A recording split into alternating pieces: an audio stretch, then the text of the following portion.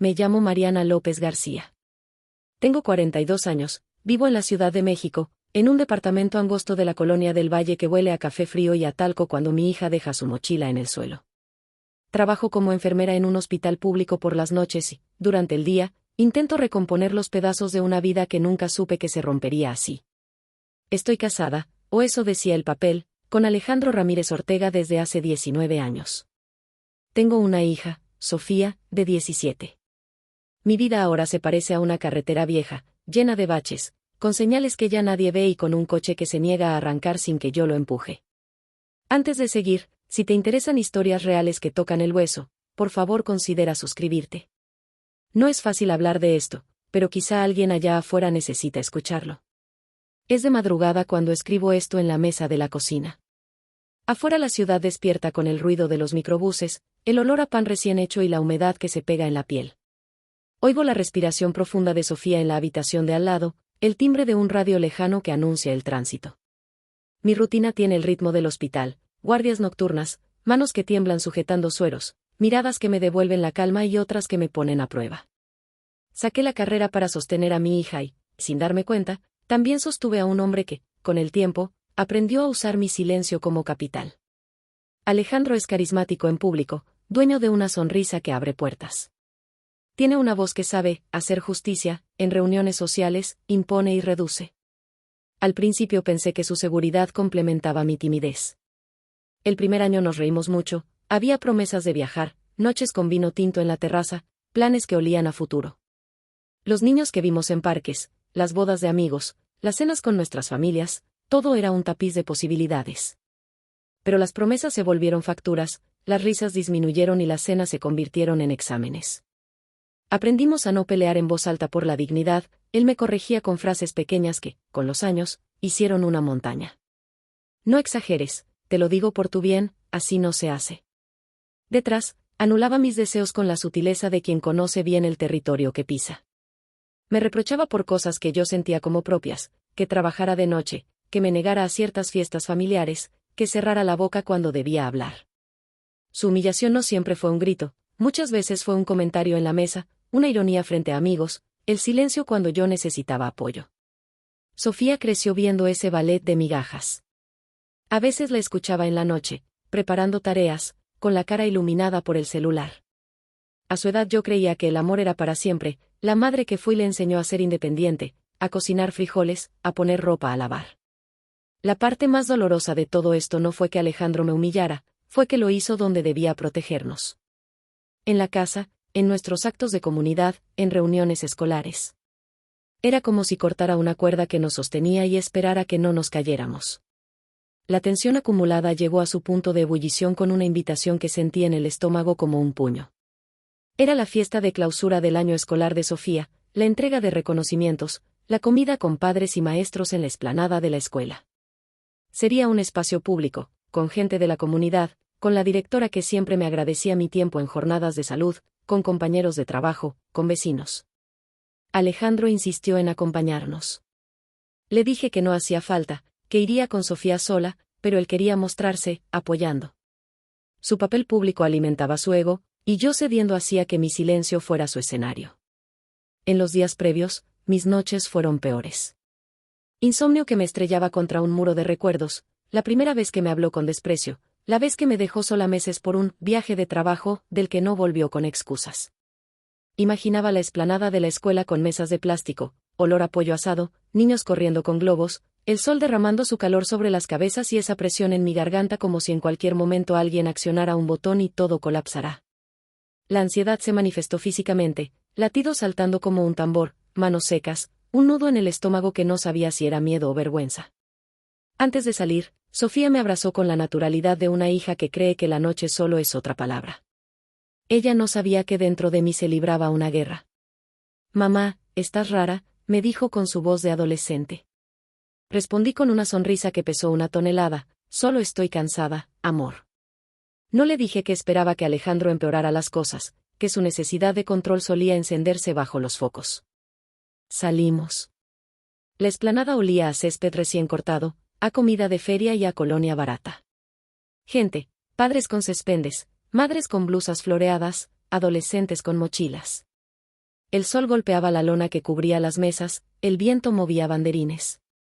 Alejandro llegó con la camisa planchada, con ese ademán suyo de quien siempre contiene la respuesta correcta. Me tomó del brazo en un gesto que pretendía ser cariñoso y, por un instante, pensé en la primera vez que nos miramos así en el mercado de Coyoacán, la harina de los panqués en las manos, sus ojos buscando mi risa. Esa escena era una reliquia, la vida la había enterrado bajo momentos como el que se avecinaba. Si esto te está resonando hasta ahora, darle me gusta a este video ayuda a que más personas con historias similares nos encuentren. No te vayas, lo que pasó después cambió todo. Entramos. La directora subió al micrófono para saludar. Alejandro, con la facilidad de la gente que sabe poner la carcasa de la seguridad, saludó a conocidos y vecinos.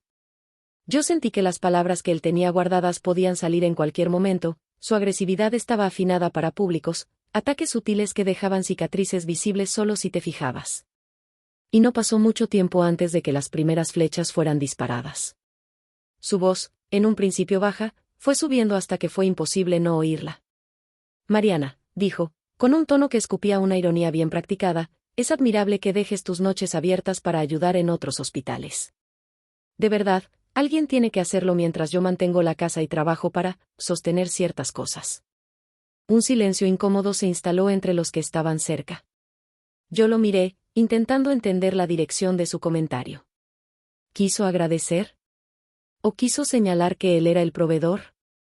Su sonrisa no alcanzó sus ojos. Ese fue el primer punzón público de la tarde. Y yo, con cada palabra, sentí como la sangre se me iba de la cara. Sofía, a mi lado, apretó mis dedos como para anclarme. No supe entonces que eso sería apenas el prólogo de algo más intenso. La tarde fue girando como una moneda que caía del lado más filoso. La directora, buscando no politizar la ceremonia, hablaba de logros, algunos padres aplaudían, otros cuchicheaban noticias de la colonia. Supe que Alejandro había revisado, entre la gente, rostros conocidos a los que quería impresionar. Sus intenciones eran una mezcla de exhibición y daño, una fórmula que conocía bien desde hacía años. Quería que yo sintiera el peso de su palabra en público, y lo consiguió. La segunda intervención no fue casual. Entre risas forzadas, él levantó la voz para contar una anécdota sobre cargas familiares, sobre esfuerzos que uno no ve. Hay sacrificios que solo algunos entienden, dijo con un tono de quien quiere erigir una estatua propia. Por ejemplo, y ahí la frase punzante, dicha con ese dejo de superioridad que me perforaba los huesos, yo he sostenido la casa, he soportado a Mariana cuando se cree una heroína por trabajar de noche y dejar que otros con menos recursos la necesiten más que su propia familia. Esa frase cayó como un cubo de agua helada en la explanada. Algunas bocas se entreabrieron, otras bajaron la mirada. Sentí un calor subir por mi cuello, una mezcla de rabia y humillación que me dejó muda. Que mi trabajo fuera presentado como una excusa para que él pudiera vestirse de proveedor fue el colmo de su arrogancia. Y lo peor, lo hizo con un público que lo aplaudió por su habilidad de poner en su lugar a la mujer. En el fondo, sus palabras no hablaban tanto de mí como de su necesidad de dominación. Sofía se quedó helada. Ella no entendió inicialmente que no era solo un comentario, era la versión pública de una violencia que había practicado a lo largo de años. Ella sabía que yo salía a trabajar, que dejaba turnos para atender, que volvía con manchas de desinfectante en las manos y sin fuerzas para más que una taza de té. También sabía que él se jactaba de mantener la casa, pero no sabía que esa jactancia vestía de reproche. Creo que en ese momento algo se quebró en ella, la admiración de hija hacia su padre tuvo una fisura. No recuerdo cómo la ceremonia siguió después. Todo se volvió una niebla de sonidos distantes, aplausos que no me pertenecían, el murmullo de la gente, el crujir de las sillas de plástico. Me sentí pequeña, como una niña expuesta ante la burla de un patio escolar. Lo más terrible fue la sensación de que, en su mirada, yo era definida por su palabra, y en la congregación, su palabra pesaba más. En el coche, de regreso a casa, el silencio fue un peso. Alejandro manejaba con esa expresión que le reservaba a los que creen que hicieron bien su trabajo, satisfecho. Yo no podía respirar. No dejé de mirarlo por un rato, tratando de encontrar el hombre que conocí, de entender en qué momento su voz se volvió arma. Sofía apenas dijo nada, en su asiento de copiloto, con el chal encima porque el aire acondicionado la molestó, parecía buscar respuestas en su teléfono. Era de madrugada cuando llegó la primera reacción telefónica. Una amiga del trabajo me mandó un mensaje, lo vi. Lo siento, Mariana. Otro, qué gusto da que digas algo. No contesté a ninguno. No supe qué decir. Mi pecho ardía con una mezcla de vergüenza y enojo. Alejandro se retiró a fumar en la terraza, con la puerta detrás de sí. Oí el ruido del cerillo y el silencio se hizo más grito que nunca. Y entonces, lo inesperado, Sofía dijo una sola frase. Una sola. No fue un despliegue, ni un largo discurso. Fue el puñetazo limpio de la verdad, pronunciado con la calma cortante de quien, de pronto, entiende todo. Se quedó en la sala, con la luz amarilla sobre su pelo, y miró a Alejandro con una fijación que no admitía duda. Papá, dijo ella, con voz fría y sin júbilo, no eres un proveedor. Eres el hombre que convirtió el hogar en un teatro donde tu ego hace la función principal. Fue un silencio que se desplomó. La frase se clavó como una aguja, corta, precisa, y demolió la escena que Alejandro había intentado montar. Sus ojos se abrieron, su boca buscó una réplica y quedó muda. La gente que aún quedaba cerca o en las redes sociales, porque alguien había grabado la ceremonia con el celular y en minutos pasó por boca en boca, tardó en recomponer el aplauso.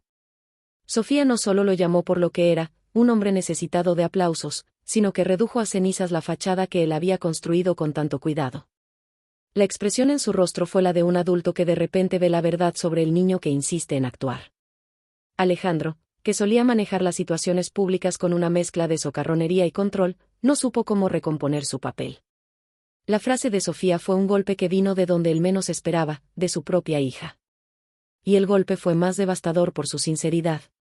No hubo gritos, no hubo violencia física. Hubo un silencio que gritó más que un foro entero. Vi a Alejandro encogerse, como si la palabra le hubiese hecho perder tanto que no le quedara nada para sostenerse. Tuvo la expresión de quien se da cuenta de que el público ya no está de su lado, la función se derrumba cuando las líneas clave se extinguen. Empezó a tartamudear, buscando una forma de justificar su posición, pero la frase de Sofía lo colocó en una esquina. Ya no hacía el papel de marido orgulloso, hacía el papel de un hombre descubierto. Si te has sentido tocado por esta parte, comenta tu experiencia. Me gusta leer los mensajes, me ayudan a entender que no estoy sola en esto. El resto de la noche fue una secuencia de reacciones. Alejandro intentó reparar con risas nerviosas, con comentarios que ahora sonaron artificiales. A mi lado, sentí una mezcla de alivio y culpa, alivio porque alguien habló la verdad y culpa porque toda esa verdad recayó en la voz joven de mi hija. Ella había hecho lo que yo no pude, desenmascararlo. Lo que siguió a esa frase fue el inicio de una serie de reacciones que harían temblar la casa que creíamos estable. La explosión en la explanada no se quedó allí, fue como una piedra lanzada a un estanque, las ondas llegaron mucho más lejos de lo que imaginamos. Por la mañana, la escuela tuvo que hacer explicaciones, padres en el grupo de WhatsApp discutían, y los videos habían corrido por redes con subtítulos, opiniones y juicios. Alejandro, que hasta entonces se mostraba siempre imperturbable, comenzó a recibir miradas distintas en la calle, en el trabajo, en reuniones que antes eran su terreno. Eso alimentó su vergüenza y la volvió una especie de combustible oscuro. Comenzó a cambiar. Ya no solo me humillaba en público, empezó a controlar pequeñas cosas de la casa con la misma saña con la que antes dictaba su discurso. A los pocos días, la tensión se tradujo en peleas cerradas. Nos enzarzamos en tiras de reproches que se convertían en caminos sin salida. Él decía que yo buscaba ponerlo en ridículo, que Sofía se había pasado de contundente, que yo fomentaba actos públicos que dañan la convivencia. Yo le recordaba que era él quien había creado ese teatro, quien había aprendido a usar el aplauso como alimento. No es que no hubiera amor en nuestro pasado, es que el amor se había tornado una moneda donde uno cobraba puntos a costa del otro. Sofía estaba en el ojo de ese huracán emocional. Se distanció de su padre con la lógica de quien ha visto una verdad y ya no puede fingir ignorancia. Pasaba más tiempo conmigo y menos con él, le reprochó con frialdad ciertas actitudes. Él, herido, atacó con crueldad, si te voy a perder, más te vale que me des razones, llegó a decir. Esas palabras no eran otra cosa que un intento de chantaje emocional, si te voy a perder, su orgullo, haz que valga la pena. Esas noches, yo escuchaba la puerta de su habitación cerrar y el suspirar, y mi corazón se aprisionaba entre la pena y la determinación. En este punto, hubo una conversación entre Alejandro y yo que me dejó marcada.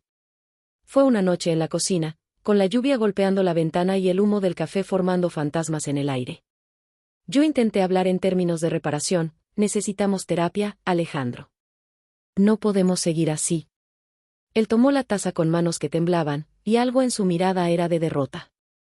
Mariana, dijo con una voz baja, no quiero que me humillen más. No quiero que mi hija me mire como si yo fuera un villano. Le hablé de su necesidad de reconocimiento, de la humillación que él repetía como un patrón aprendido. Fue entonces cuando, con una mezcla de rabia y tristeza, soltó algo que después entendería como una confesión: mi padre no me dejó ser niño, me dejó ensayar la corona. Yo aprendí a dominar o ser dominado. Su explicación no justificaba nada, pero abrió una ventana. Su violencia no era una creación nueva, era la repetición de una lección mal aprendida. Mi mente viajó a historias que él no había contado, los silencios en su niñez, la distancia de su madre, la figura paterna que aplaudía la dureza. Comprender no es perdonar. Y en ese punto comprendí algo esencial: el hombre ante mí estaba roto de formas que él mismo no había sanado, y usaba el matrimonio como un lugar para restaurar una autoridad perdida. Lo siguiente fue una serie de pequeñas investigaciones que emprendí en la intimidad, como quien arma un rompecabezas. Empecé a ver señales de una doble vida emocional. No me refiero a infidelidad en el sentido sensacionalista, me refiero a su necesidad de reconocimiento fuera de casa, a su búsqueda de aprobación en círculos donde podía volver a sentirse grande. Había llamadas a horas rarísimas, reuniones que él describía como trabajo, y que sonaban a bares con humo. Pero lo más perturbador llegó cuando revisé, por accidente, su correo, correspondencias donde la palabra proyecto se repetía con una insistencia que escondía ego y adulación. Encontré elogios a su liderazgo, en foros donde yo nunca había sido bien vista, eran lugares donde su bigote moral brillaba. No supe bien si lo que hallé era suficiente para confrontarlo, pero lo hice. Lo dejé con la verdad en la mesa de la cocina como quien pone una prueba. Él no negó todo, pero su defensa fue un viejo mecanismo: la culpa invertida. Si me vigilas, es porque no confías. Esa frase puso en evidencia que nuestra relación se había convertido en un campo de batalla donde la sospecha era la moneda corriente. Sofía, por su parte, tomó una posición que me sorprendió y a la vez me reconfortó. Empezó a documentar pequeñas cosas, no porque quisiera denunciarnos, sino porque necesitaba construirse una verdad que no le temblara. Sacó fotos de mensajes, capturas de pantalla, la lista de llamadas de su teléfono donde las llamadas a determinadas horas aparecían una y otra vez. Lo que más me conmovió fue verla armar su coraje con una paciencia que parecía de adulto. Pero esa paciencia tenía límites. La frase que ella dijo en la explanada había abierto algo en ella que la impulsó a no permitir más humillaciones. Hubo una noche, después de meses de tensión, en la que todo se tensó hasta romper. Alejandro vino de trabajar con los ojos vidriosos y la voz cortada. No por culpa mía, al menos no la que él quería admitir. Discutimos sobre la educación de Sofía, sobre la hipocresía de lo que decía en público, sobre el modo en que me reducía. Él me llamó ingrata, yo le dije que su orgullo nos había hecho una casa de espejos. ¿Qué quieres entonces?, gritó él. La pregunta no era por una solución, sino por más humillación. Quería que admitiera que yo vivía para el hospital, que mi trabajo era una excusa para su vanidad. En un momento, cuando la discusión llegó a un punto de no retorno, él empujó la placa de la estufa con un gesto tan violento que el ruido resonó como un disparo. No me tocó, pero el golpe en la mesa nos marcó a los tres. Sofía entró al cuarto como una avalancha y lo miró con una mezcla de rabia y desprecio. Lo que vino después cambió el rumbo definitivamente. El empujón simbólico de aquella noche fue el detonante. No hubo golpes físicos, pero el gesto bastó para que yo me sintiera en peligro. Decidí que ya no podía poner en riesgo el equilibrio emocional de mi hija por mantener una fachada. Empecé a tomar decisiones con una claridad que me sorprendió: hablar con un abogado, reunir documentos, asegurar cuentas y, sobre todo, preparar a Sofía para una vida que no estuviera empañada por el miedo. No fue una decisión impulsiva, fue la consecuencia lógica de años de sumisión convertida en estrategia de supervivencia. Alejandro reaccionó mal a mi determinación. Lo esperable, intentó manipular las situaciones, habló con familiares para desacreditar mis intenciones, presentó su versión de la historia como si yo fuera la agresiva. Pero algo que yo no había previsto fue la reacción en quien alguna vez había sido su amigo íntimo. Un compañero de trabajo se acercó a mí con pruebas. Tenía capturas de pantalla, correos donde Alejandro pedía favores a cambio de mostrar liderazgo en proyectos, y en algunos mensajes había insinuaciones sobre recursos económicos que pasaban por su control. No era una denuncia policial, era la acumulación de evidencias que dibujaban un patrón. Y, contra todo pronóstico, esas pruebas no solo afectaban su credibilidad moral ante conocidos, sino que además empezaban a poner en entredicho su posición laboral. La casa, que antes temblaba por su amenaza, empezó a temblar por la pérdida de su pedestal. Alejandro, que se alimentaba del aplauso, vio cómo su público se reducía. Las personas que antes le sonreían empezaron a mirar a mi lado, a buscar en mis ojos una historia completa. Eso no lo dejó indemne. Empezó a beber más, a aparecer tarde en la noche con excusas nuevas. Yo me mantuve firme en mi decisión, hablar con un abogado para lo legal y con una terapeuta para lo emocional. No buscaba venganza. Buscaba sobrevivir y dar a Sofía un hogar con menos humillaciones. Había noches en que él volvía suplicando una reparación que no podía ofrecer. En una de esas, sentados en la cama con la lluvia golpeando la ventana y un silencio que parecía un reloj que no podía volver, él me dijo algo que me dejó sin aliento: «Te amo, Mariana. No quiero perder esto». Fue la misma frase que había oído tantas veces antes, pero con un matiz nuevo. No la decía para pedir perdón, la decía como un reproche. «¿Qué esperas? ¿Que lo perdone todo?», respondí. Sus ojos tuvieron un destello de derrota. Fue entonces cuando empezó a sacar a la luz otra verdad: no quería que yo lo dejara porque su vida se sostenía en parte de mi presencia. La ruptura definitiva no fue una escena apoteósica. Fue administrativa, práctica, dolorosa. Firmamos papeles, buscamos acuerdos para la custodia de Sofía, negociamos bienes con el frío calculador de quien entiende que lo material es la última defensa. Él intentó lastimarme con la posibilidad de que la separación hiciera difícil la vida de Sofía. Yo le mostré fotos, mensajes y pruebas de que su comportamiento había sido la raíz del problema. No lo delaté por odio, lo desnudé por verdad. A veces sentía culpa por el sufrimiento que la ruptura traería, pero esa culpa no podía ser mayor que la anestesia que nos había mantenido viviendo con miedo. Sofía, en todo esto, fue la brújula. No era una niña a la que había que proteger del dolor del mundo, era una joven que había actuado con una valentía que me rompía por dentro. Hubo noches en que discutimos, en que me dijo que yo debería haber protegido más, que quizás hubiéramos evitado tanto daño. Le dije que la protección, a veces, llega tarde, pero llega. Le mostré que su frase en la explanada había sido el principio de un proceso que ya no permitía la autodestrucción familiar. Hubo una última escena entre Alejandro y yo que recuerdo como si fuera una película de luz tenue. Nos sentamos en la sala, frente a frente, sin público.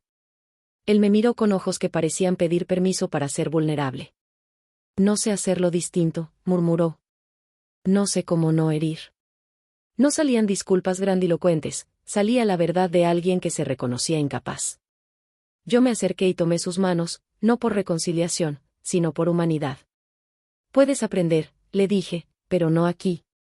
No contigo como mi espejo». Fue una despedida sin violencia, con la pena de quien comprende que el amor no es suficiente para sostener una vida.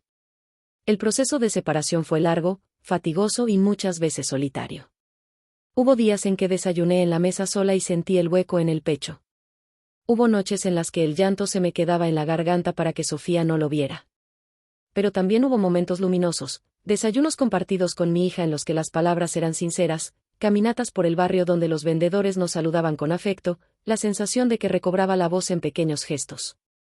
Me matriculé en terapia, empecé a escribir más seguido. Esto que ahora lees es parte de ese intento de nombrar para no repetir, y sobre todo, trabajé para no convertir mi historia en una trampa para mi hija.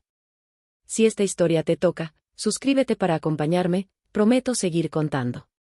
También me ayudaría mucho que compartieras si conoces a alguien que necesite oír algo así. Con el tiempo, lo que dolía dejó de arder con tanta intensidad y empezó a mostrarse con contornos más claros. No se trataba de borrar cicatrices, se trataba de aprender a vivir con ellas. Mi relación con Sofía se fortaleció.